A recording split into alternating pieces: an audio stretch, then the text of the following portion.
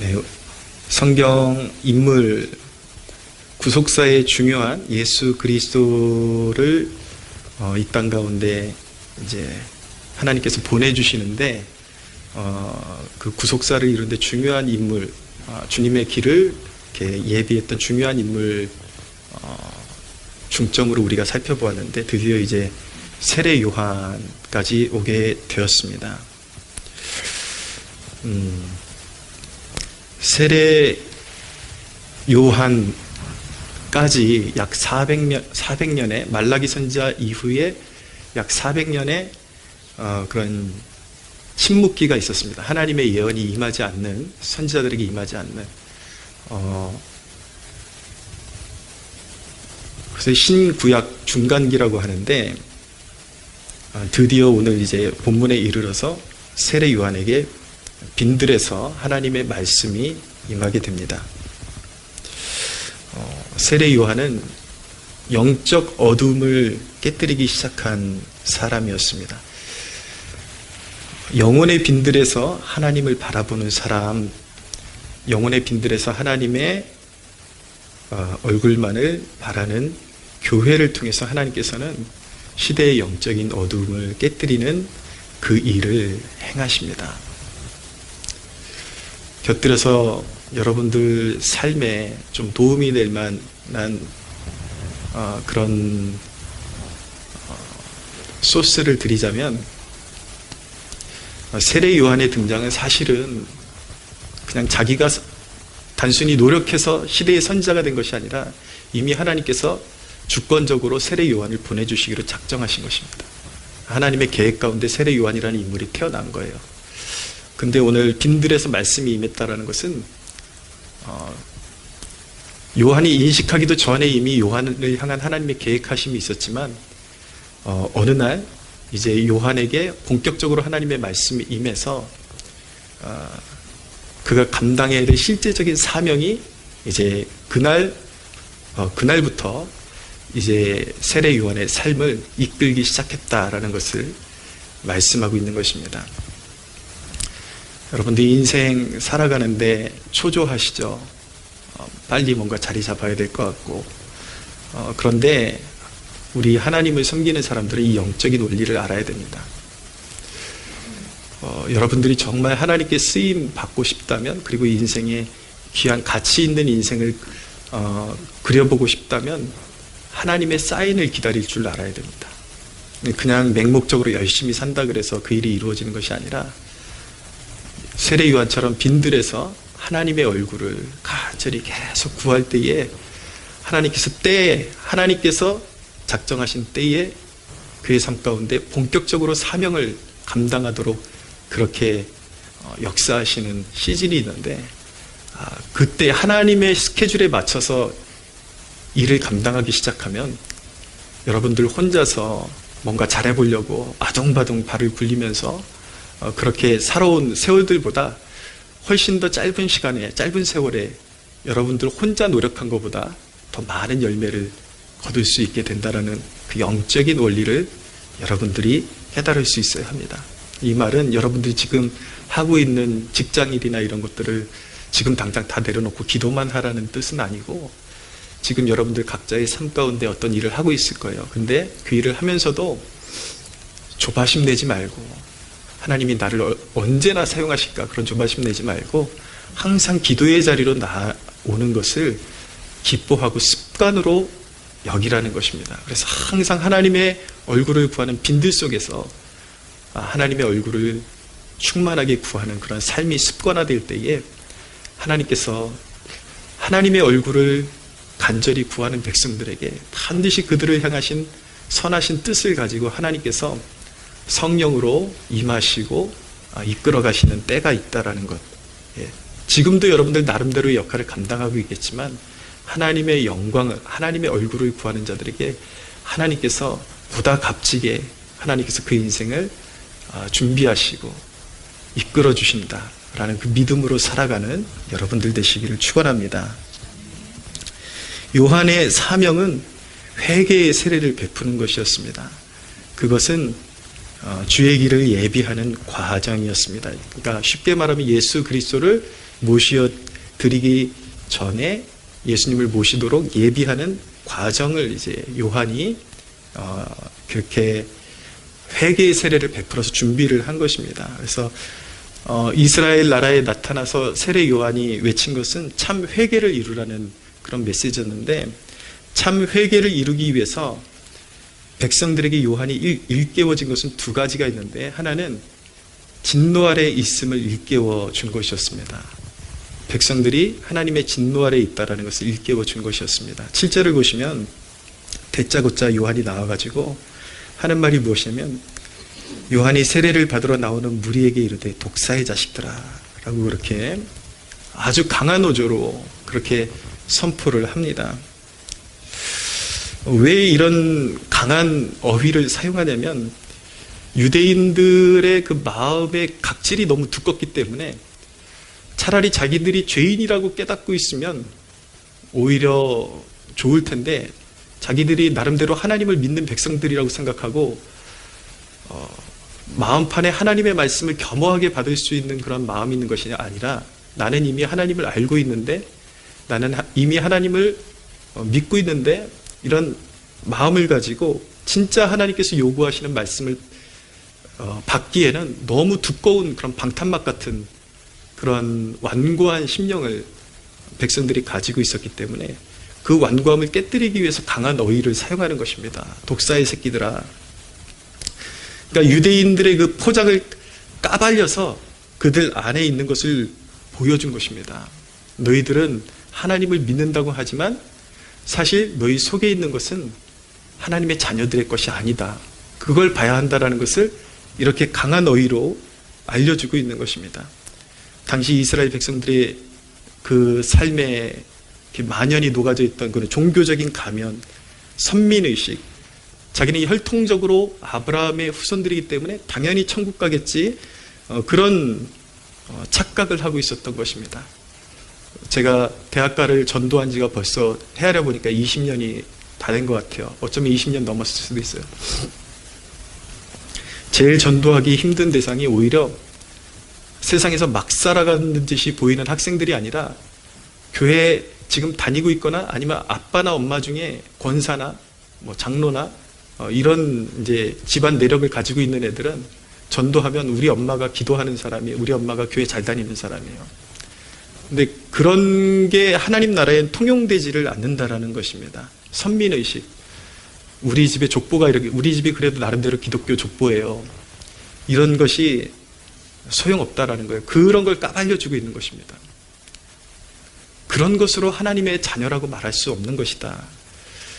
그 입바른 말들에 머무르고 있는 것. 입술에서 나오는 용어들이 다 교회 용어고, 나름대로 하나님 믿는 사람들 용어고, 뭐 말만 하면 아버지 뜻이고, 그런 용어들을 사용하지만 사실은 내면의 변화를 통한 실체가 없는 존재들이기 때문에 너희들이 지금 숨기고 있는 거, 그거 깨뜨려야 돼. 니네 속에 있는 거를 직시해야 돼. 그래야지 구원받을 수 있어. 그러면서 자신들은 선민이라고 생각하면서 의젓하게 나왔던 사람들에게 충격을 주는 거예요. 독사의 새끼들아.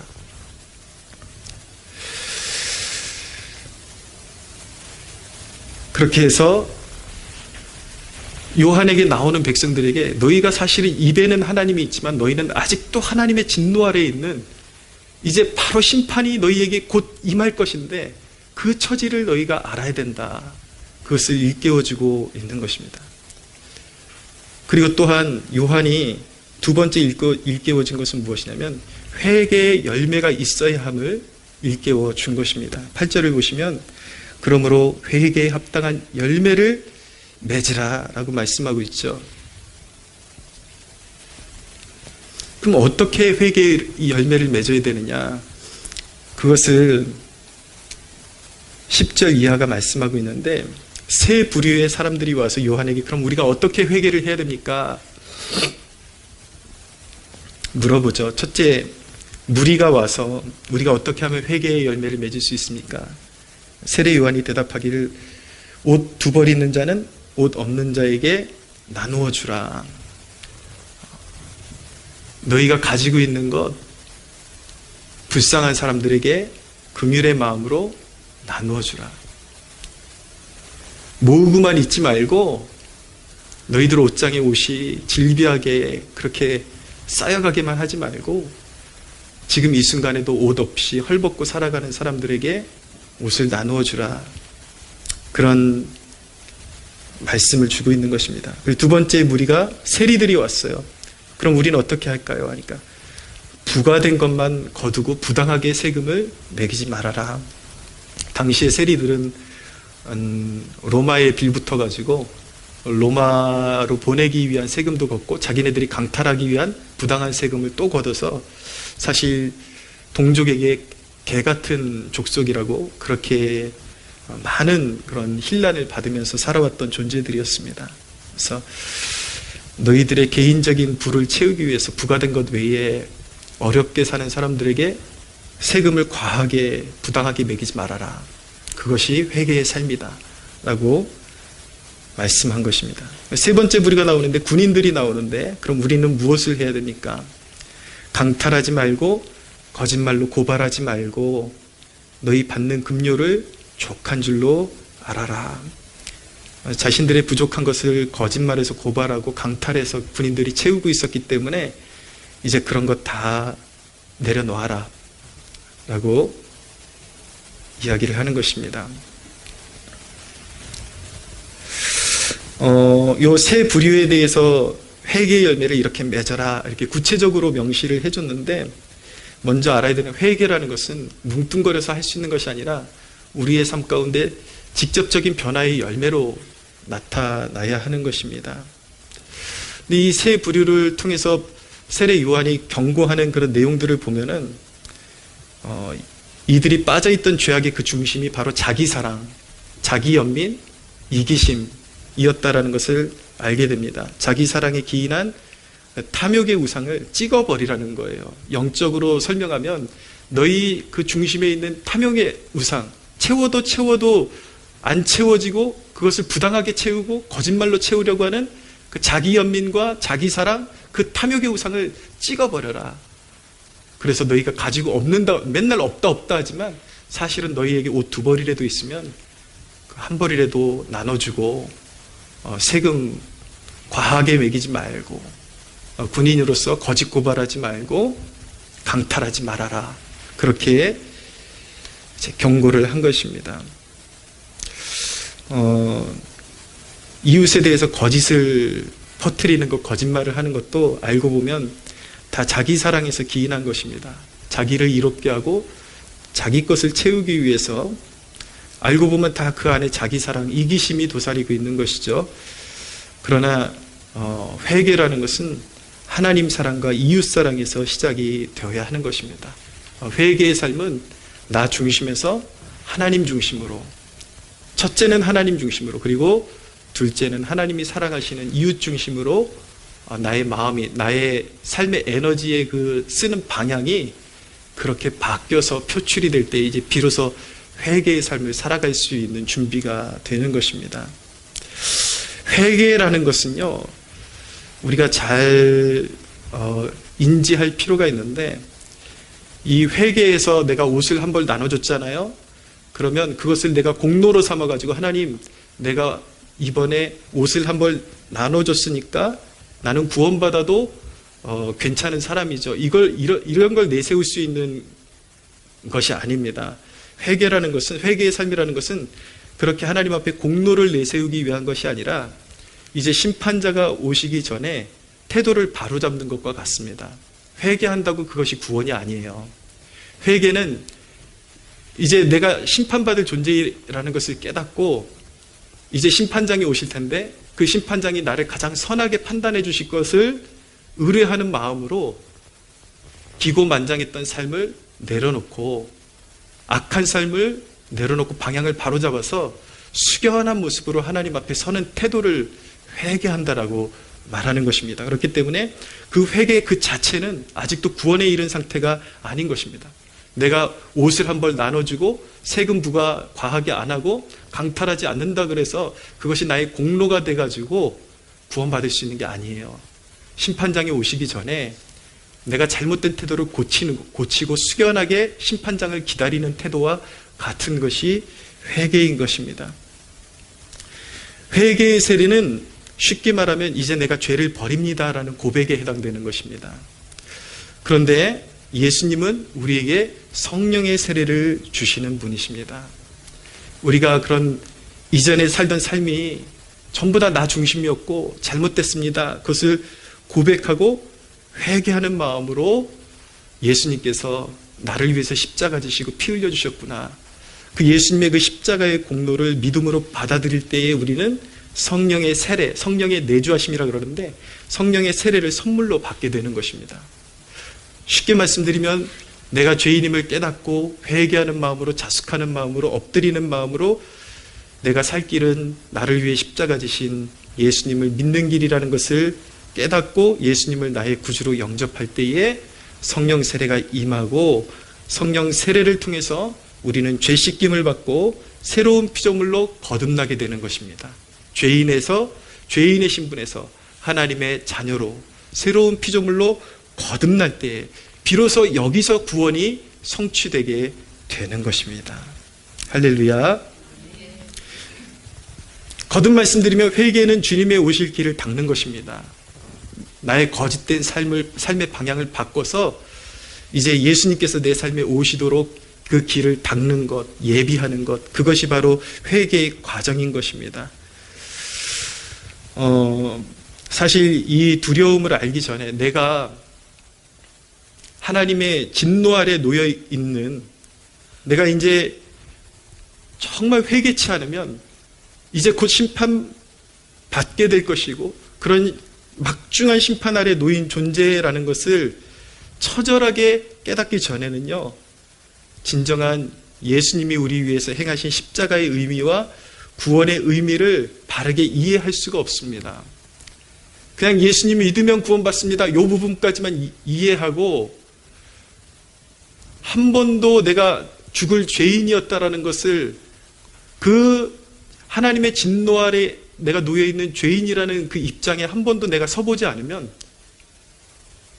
이 십자가가 나에게 얼마나 귀한 것이고 이 구원이 얼마나 나에게 정말 위대한 사건인지 그게 잘 와닿지를 않는 거예요.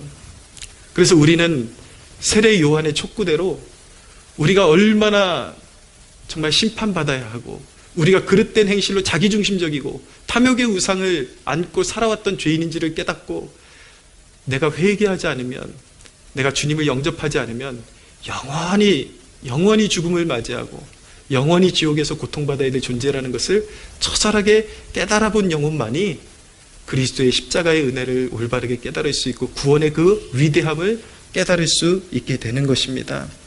이 깊은 회개의 과정을 통과하지 못한 사람은요, 실제적인 삶에서 두 가지 형태로 그 모습이 나타나는데, 첫째는 형식적인 신앙인이 될 수밖에 없습니다. 내가 얼마나 죄인이었는데 예수 그리스도께서 내 죄값을 다 치러주셨다라는 것을 정말 뼈저리게 깨닫지 못한 사람은요, 형식적인 신앙인이 될 수밖에 없어요. 여러분들의 신앙에 열정이 없는 이유는 무엇이냐면, 한 번도 진짜 내가 죄인이고 내가 죽을 죄인이었다라는 이 죄의식에 한 번도 사로잡혀 본 적이 없기 때문에, 그 죄의 짐이 얼마나 무거운 것이고 그 죄의 고통이 얼마나 큰 것인지를 여러분들이 직면해 본 적이 없기 때문에 교회를 만년 나와도 늘 형식적인 신앙생활에 머무를 수밖에 없는 것입니다.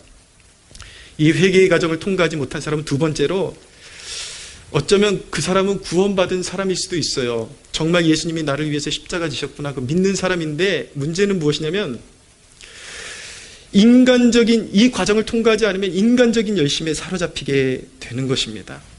그러니까 자기가 먼저 하나님 앞에 엎드러지는 과정이 없으면요, 믿음의 삶을 살면서도 자꾸 남의 죄만 보게 되고, 자기는 순종이라고 나름대로 하고 있는데 계속 하나님의 진노를 쌓게 되는 결과를 초래하게 되는 것입니다.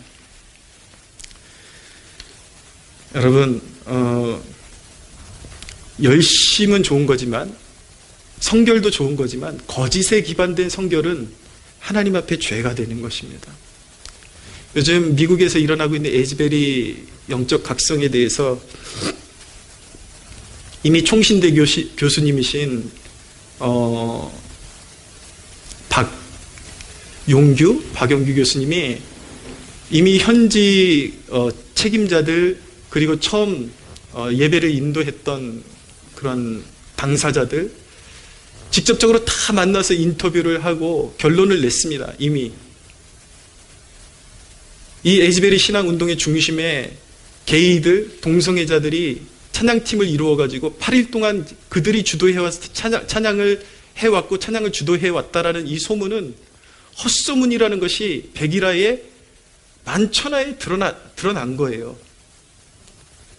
하나님이 거룩한 일을 행하신 그 역사를 보면서 물론 하나님의 백성들이 하나님이 가증히 여기시는 동성애를 옹호할 수는 없지만 그것은 분명히 죄고 우리는 막는 일에 최선을 다해야 되지만 그 명제 자체는 옳은 것이지만 동성애는 죄다라는 명제 자체는 옳은 것이지만 그 에즈베리 현장의 동성애자들이 중심에 있었느냐 이것은 다른 문제죠.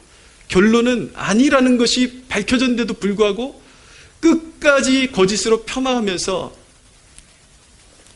게이들이 그 중심에 있었고 에즈베리 신앙운동은 가짜고 더럽고 혼탁한 그런 운동이다. 이거 뭡니까 여러분? 아무리 동성애에 대한 경각심을 일으키는 사명감 있는 것도 좋지만 거짓에 기반을 두고 그런 일을 하는 것은 오히려 하나님의 칭찬받을 일이 아니라 하나님의 진노를 쌓는 일인 것입니다. 저 같은 목사가 에즈베리 그 신앙운동 중심에 물론 동성애는 우리가 막아야 되고 이 사회를 깨끗하게 할 사명이 우리에게 있지만 그럼에도 불구하고 에즈베리 신앙운동 중심에 게이들이 있었다라는 것은 우리가 다시 생각해야 될 일이고 잘못된 정보라면 그 정보를 수정해야 된다라고 말을 하는 목사들에 대해서 일부 열심히 믿는다 하는 자들이 보이는 태도는 무엇이냐면 이렇게 곡해를 하는 것입니다. 저 목사는 동성애를 옹호하는 목사다. 제가 거짓말하는 거 아니에요. 얼마나 그렇게 괴롭혀야 되는지 몰라요. 논지를 계속 왜곡시키면서 우리가 하나님 앞에 진실된 것을 말해야 되니까 진실을 우리가 한번 진실을 바라보고 진실된 것을 이야기하자. 그리고 하나님께서 행하신 일들에 대해서 그렇게 인간적인 생각으로 폄하시키지 말자라고 하는데도 불구하고 그런 얘기만 하면 제가 하지도 않은 저 목사는 동성애자들이 게이들이 중심에 대해서 찬양팀을 일구고 교회가 그렇게 난잡해져도 좋다고 하는 목사다. 여러분 이 이야기를 하는 이유는요 단순히 제가 당했기 때문에 드리는 말씀이 아니라 진정한 신앙이란 무엇인가 우리가 깊게 생각해야 된다는 거예요. 여러분 자기 자신이 깊은 회개를 통과하지 않으면 늘 남의 죄를 가지고 참소하고 자기가 옳다는 바를 성취하기 위해서 거짓말도 서슴지 않고 해대면서 자기의 입장을 고수하려고 하는 그런 태도를 갖게 되는 것입니다. 여러분 진정으로 회개를 통과한 사람은요 자기 내면 동성애도 죄다 이것도 중요하지만 혹시 내가 하는 그런 모든 일들 가운데 내면에 어떤 기만이 있지는 않은가, 내가 아닌 것을 알면서도 내 것을 성취하기 위해서 그것을 고집하는 나의 자아가 있지는 않은가. 여러분 이것을 볼 수 있는 사람이 진정으로 회개한 사람이요 회개를 통과한 사람이라는 것을 깨달아야 하는 것입니다. 사회적인 죄악보다 더 무서운 것이 무엇인지 아십니까? 그 뒤편에 서서 자기 자신의 더 더러운 면을 감추고 있는 것, 이것이 더 무서운 것이고 이것이 우리가 진정한 신앙인이라면 우리는 이것을 더 조심해야 하는 것입니다. 사랑하는 여러분, 세례 요한이 오늘 이러한 본문을 통해서 우리 세대에게 주는 메시지는 무엇이냐면 각성의 은혜를 사모하도록 요청하고 있는 것입니다. 영적인 각성이 우리 안에서 일어나야 하는 것입니다. 각성이 일어나면요 두 가지 형태의 현상들이 일어나는데, 첫째는 내가 복음의 내용은 알고 있었지만 하나님의 진노의 무서움을 깨닫고 회개한 적이 없었다는 사실을 깨닫게 되는 것입니다. 복음은 다 알고 있어요. 예수 믿으면 구원받고 다 알고 있는데 각성이 임하면 내가 믿고 있는 믿음이라는 것이 사실은 진짜 믿은 것이 아니라 나는 한 번도 내가 알고 있는 이론은 알고 있었지만 내가 정말로 하나님 앞에서 내가 죄인이고 내가 회개해야 되는구나, 이것을 직면해 본 적이 없다라는 것을 깨닫게 되고 비로소 가식적이고 외식하는 신앙을 내려놓게 되고 진정한 회개 속으로 들어가는 축복을 누릴 수 있게 되는 것입니다. 그래서 우리에게 영적인 각성이 필요한 것입니다. 두 번째로, 각성이 임하게 되면 내가 희미하게 경험했던 구원의 과정을 그 영적인 각성이 선명하게 해주어서 내가 가진 구원의 위대함을 일깨워 주게 되는 것입니다. 회개도 알고 있었고 다 알고 있었는데 모든 것이 다 희미했어요. 근데 영적인 각성, 성령께서 강하게 우리의 마음을 강타하시는 사건을 맞이하게 되면 내가 받은 구원이 사실은 그냥 받은 것이 아니라 내가 그렇게까지 정말 쓰레기 같은 죄인이었는데 그리스도께서 나를 위해서 온전히 피를 다 쏟아주시고, 나는 내 공로로 구원받은 것이 아니라 나는 믿음으로 나를 구원해 주셔서 거지 같은 손을 내민 것 외에는 아무것도 없는데 주님께서 나의 자격이 아니라 그분의 은혜로 나의 모든 죄를 씻어주셨구나. 우리의 삶 가운데 성령으로 말미암아 각성이 임하면 이 모든 것이 선명하게 드러나게 되는 것입니다. 그렇게 되면 여러분, 그 각성이 일어나게 되면 첫째로 변화되는 것은 무엇이냐면 생기 없던 우리의 신앙에 생기가 들어오게 되고 열정 없던 우리의 신앙에 열정이 싹트게 되는 것입니다. 할렐루야. 여러분, 아직도 이기심으로 똘똘 뭉쳐있지만 믿는다고 하는 사람들은요, 그 중간 과정이 사실은 삭제되어 버리고 이미 결론에 도달해 있는 것입니다. 그건 가짜예요. 내가 죄인임을 깨달은 적이 한 번도 없는데 내가 예수 믿고 있다라고 그렇게 믿고 있다라는 것은요, 이것은 가짜인 것입니다. 영적인 기만인 것입니다. 이 과정이 있어야 되는 것입니다. 그냥 예수님 믿으면 좋대, 예수님 믿으면 구원받는데 그냥 막연하게 알고 있어야 되는 것이 아니라 영적인 각성을 통해서 내 죄가 얼마나 크고 내가 이전에 나름대로 착한 척하며 살았지만 늘 하나님을 등지고 세상을 사랑하며 살아왔고 이기적인 중심에 의해서 살아왔다는 것을 깨달을 때에 비로소 우리의 삶 가운데 진정한 영적인 기쁨과 우리가 받은 구원의 즐거움과 그 위대함을 깨닫게 되는 것입니다. 오늘 그러한 축복이 있게 되기를 주님의 이름으로 축원합니다. 여러분, 거듭남은요, 내적인 변화입니다. 그러니까 거듭남이라는 것은 내가 예수님을 믿을 때에 내 내면 어딘가에서 일어난 거기 때문에 그 자각이 희미할 수도 있어요. 그런데 여러분, 회심이라는 것은요, 내가 거듭나고 내가 변화된 존재라는 것을 더 선명하게 자각하고 이제는 인생의 방향을 돌이켜서 이제 하나님이 원하시는 정방향으로 달려가는 것이 회심인 것입니다. 여러분, 그냥 막연하게 내가 거듭났겠지? 그러면 안 되고요. 성령이 부어주시는 각성 가운데 여러분들의 인생이 송두리째 방향이 바뀌는 회심을 경험하는 축복까지 나가야 하는 것입니다. 할렐루야. 이전에 회심을 경험했던 분들 계십니까? 그런 분들은 난 이전에 회심을 경험했으니까 나는 괜찮아, 그러는 것이 아니라 회심의 갱신이 끊임없이 일어나야 하는 것입니다. 이 말씀은 회심한 사람이 또 회심하고 또 회심해야 된다는 게 아니라 이미 회심한 그 심령이 성령으로 날마다 새롭게 되는 갱신이 일어나야 한다는 것입니다. 각성이 깊어질수록 구원의 감격도 커지고 주님을 향한 열심도 갖게 되는 것입니다. 여러분, 왜 사람들이 여전히 거짓말 좋아하고 불순종의 열매들이 맺혀질까요? 각성되지 않았기 때문인 것입니다. 여러분, 오늘 우리 기도 이 순간을 통해서 우리 심령 한 사람 한 사람의 심령에 하나님의 성령으로 말미암아 그리스도의 성령으로 말미암아 영적인 각성의 은혜가 부어지는 축복이 있게 되기를 바랍니다. 성령이 부어지면 날 위해 죽으시고 다시 사신, 그리고 내 안에 임하신 주님의 기쁨을 위해 순종의 열매를 드리게 될 것입니다. 이 부분만 말씀드리고 마칠게요. 여러분, 요한의 회개에 머물러 있으면 안 돼요. 요한이 회개하라고 외쳤을 때 사람들이 회개한 것은요, 심판자가 오기 전에 주눅 들어서 자숙하고 있는 그런 그림이에요. 하나님께서 우리에게 원하시는 회개의 진정한 각성의 열매는 성령이 오셨음을 깨닫고 영원히 죽어야 할 나를 대신해서 그리스도께서 피 흘려 주셨음을 깨닫고 그분의 그 피 흘리심을 통해서 내가 구원을 받았고 죄사함을 받았기 때문에 이제는 죽을까 봐 두려워서 순종하는 척하는 것이 아니라 나를 위해 죽으시고 부활하신 그분의 기쁨을 위해서 순종하는 삶을 살아야 하는 것입니다. 할렐루야. 우리에게 각성의 은혜가 임할 때 그러한 열정이 생겨날 것입니다. 주님을 위해서, 살아도 주님을 위해서, 죽어도 주님을 위해서, 뛰어가도 지치지 않는 그 열정, 이 각성의 은혜가 오늘 이 밤 가운데 저와 여러분들의 머리 위에 임하는 축복이 있게 되기를 예수님의 이름으로 축원합니다. 하나님께 영광의 박수 올려드리겠습니다.